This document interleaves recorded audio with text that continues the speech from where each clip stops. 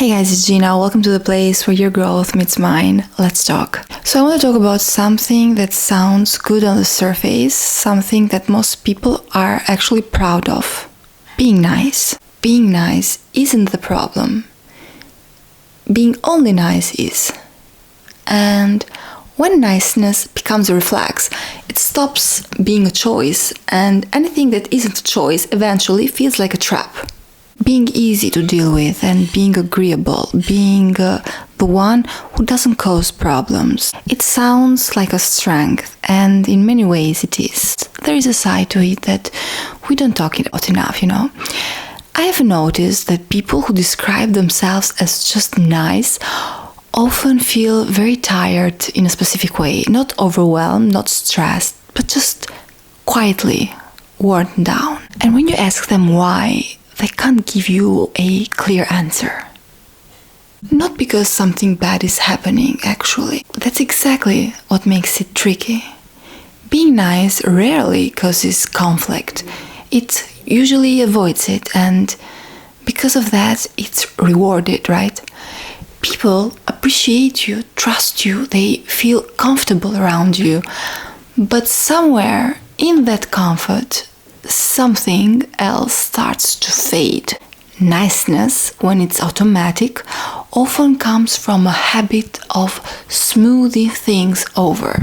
So basically, you soften your words, you downplay your needs, you let things slide, but not because you're dishonest, but because you don't want tension.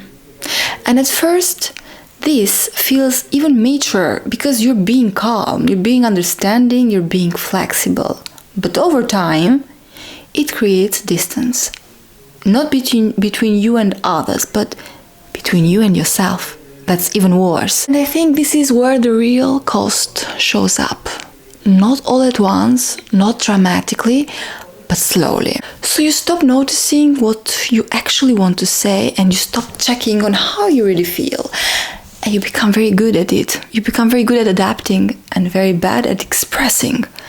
And because you're nice, people don't see the effort that it takes, They just see someone who's easy, so they expect it. They lean on it. What's interesting is that niceness often replaces honesty without anyone realizing it happened. You're not lying.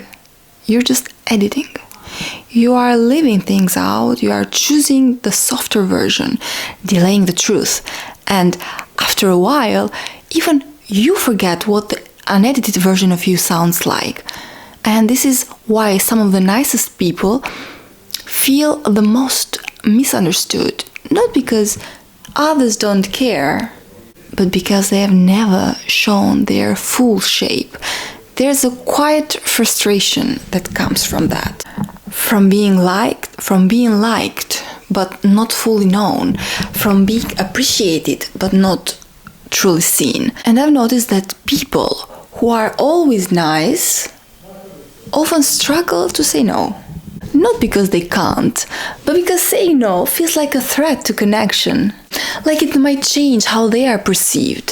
So they choose harmony over clarity again and again.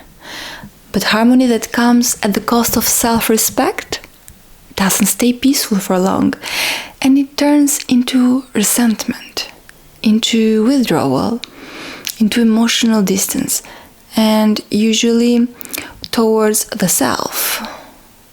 What's important here is being nice isn't the problem. Being only nice is. And when niceness becomes a reflex, it stops being a choice, and anything that isn't a choice eventually feels like a trap. Honesty doesn't have to be harsh. Clarity doesn't need to be loud.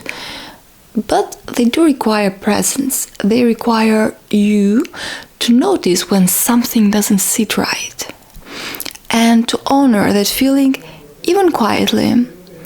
Some people worry if they stop being nice, they'll become cold or selfish, but that's not what happens. They become real. And real connections can handle truth, even gentle truth. So you don't lose people because you stop being nice. You lose people when you stop being honest with yourself. And the ones who stay, those are the ones who meet you more fully. And if you recognize yourself in this, don't turn it into self-criticism. Niceness often comes from care, from sensitivity, from awareness. Those are strengths. They just need balance. Start small. Notice when you automatically agree. Notice when you soften something important. Notice when you feel relief after staying quiet. And ask yourself why. That awareness alone changes things. You don't have to explain yourself more. You don't have to justify your boundaries. Sometimes the most respectful thing that you can do is speak plainly without apology. I'll leave you with this. You don't need to be less kind. You just need to stop disappearing inside of your kindness. Hello guys, it's Gina. Welcome to the place where your growth meets mine. I'll see you next time.